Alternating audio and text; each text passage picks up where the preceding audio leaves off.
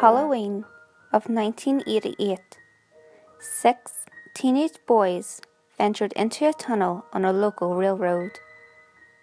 Only one escaped with his life and a photo. What resulted from that innocent venture was a 2-year period of unexplained murders, which killed off a good 10% of my small town's population. To this day, no one knows the true fate of the 5 boys and the reason behind the murders that lasted until the fall of 1990, except for me. I'm the lone survivor of the 6 who encountered the Wanderer on the tracks on that dark Halloween of 1988. It was supposed to be a simple dare, nothing to it. Everyone had heard of how every Halloween people head into the tunnel and never come out. We all thought that was bullshit. Then again, we were only 14 and not very well learned in the way of the paranormal. All we expected was just some crazy dude in a bedsheet.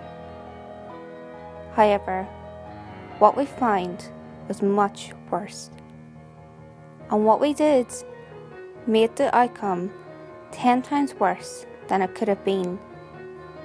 I guess that curiosity killed the cat. Really fits when remembering this story. It was me, Steve, John, Andy, George, Bill and Fred.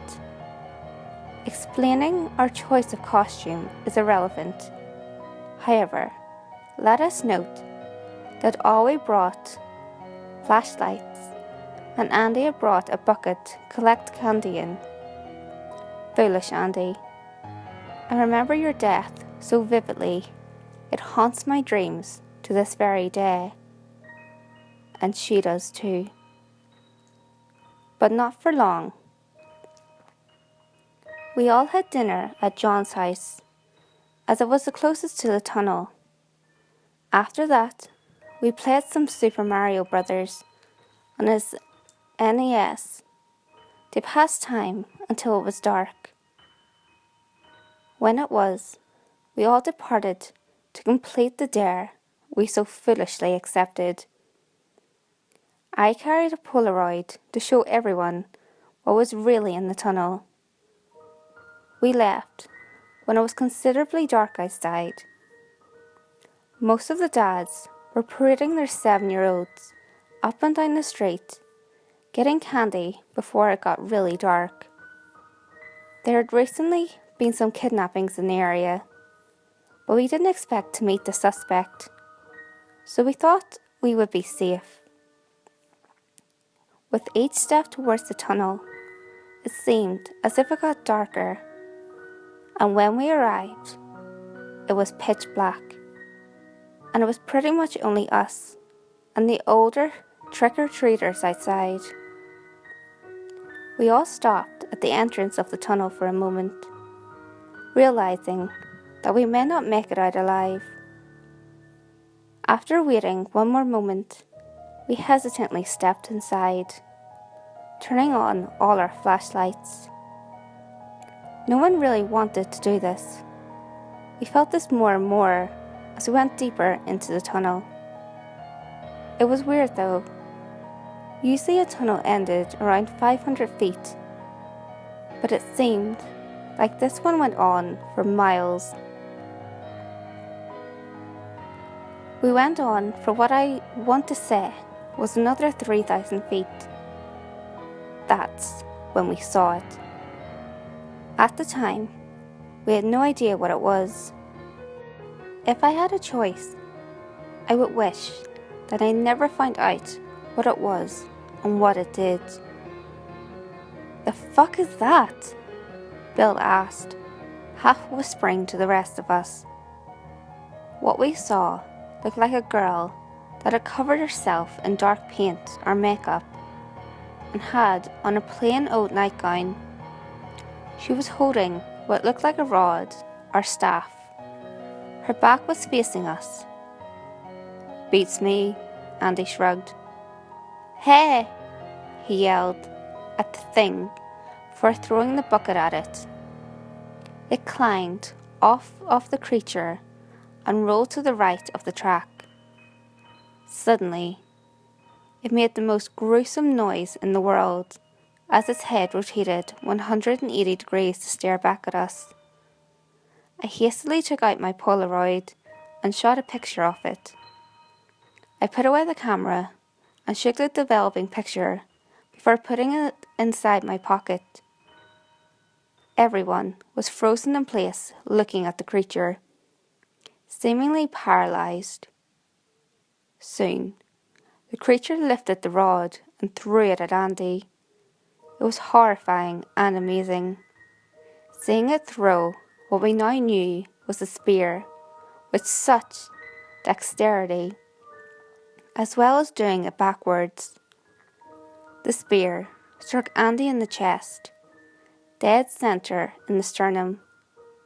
His ribcage collapsed and blood spread from the entry and the exit. His spine snapped and he crumpled to the ground.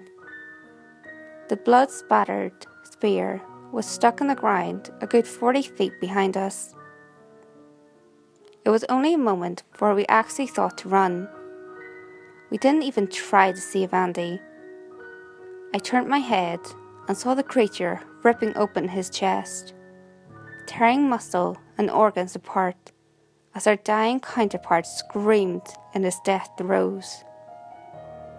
It seemed like the creature wanted to separate flesh from bone, and that is exactly what it had done. Andy's flesh and innards were scattered around his skeleton in a pool of his blood. It was coming for the rest of us now. Bill was the next one it caught, eviscerating him in the same manner as it did to Andy. Then she got George, and then Fred.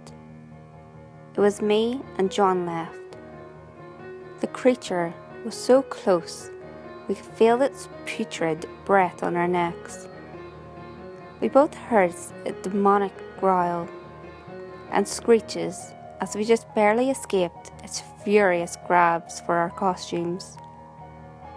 We kept on running, even though the lactic acid had built up so much in our arms and legs, and our breath was ragged, and we were so damn tired. Soon, we saw the end of the tunnel. Somehow, it was morning, which was so illogical, but John and I were both happy to see the light of day. Suddenly, I heard a trip and stumble. John had fucking tripped. We were outside of the tunnel and he tripped. I didn't even need to turn my head to know he would be gored and gutted. I ran a safe distance away, behind some trees near my house. His screams echoed through the neighbourhood and woke several families, wandering outside to see what was happening. Everyone who went outside all saw this creature as it tore apart John. When it was done, it swept its eyes across the shocked citizens of my small town and let out a deafening roar that no man or animal could create. It then dashed back inside the tunnel, and everyone ran inside their homes, including me. For 2 years after that, the people who saw the creature were found disemboweled and skinned in their homes. Some people tried to move, but I heard them say it was like they were chained here. The creature was holding everyone here, keeping everyone who had seen it captive in this town. I'm the last surviving person who saw the wanderer on the tracks, and my time is coming soon. How did I last this long? I don't know. I bet it's teasing me, torturing me, making me shit my pants every time I turn a corner. It's taken a hold of my life, and I can no longer function like other people. I can no longer go out in the dark.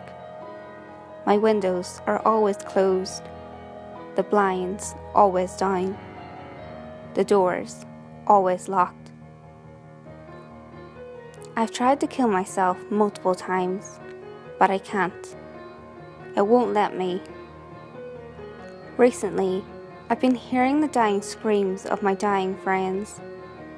I've heard a bucket clanging from outside my window, tapping on my front door at night. It's a sign. It's coming for me soon. Hey guys, if you enjoyed this video, give it a thumbs up and share it with your friends. You can also leave a comment below. All feedback, good or otherwise, is always appreciated.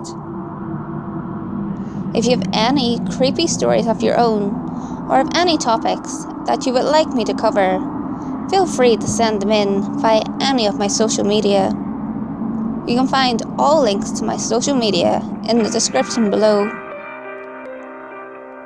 Until next time guys, make sure you lock your doors, stay safe, and I'll see you next video.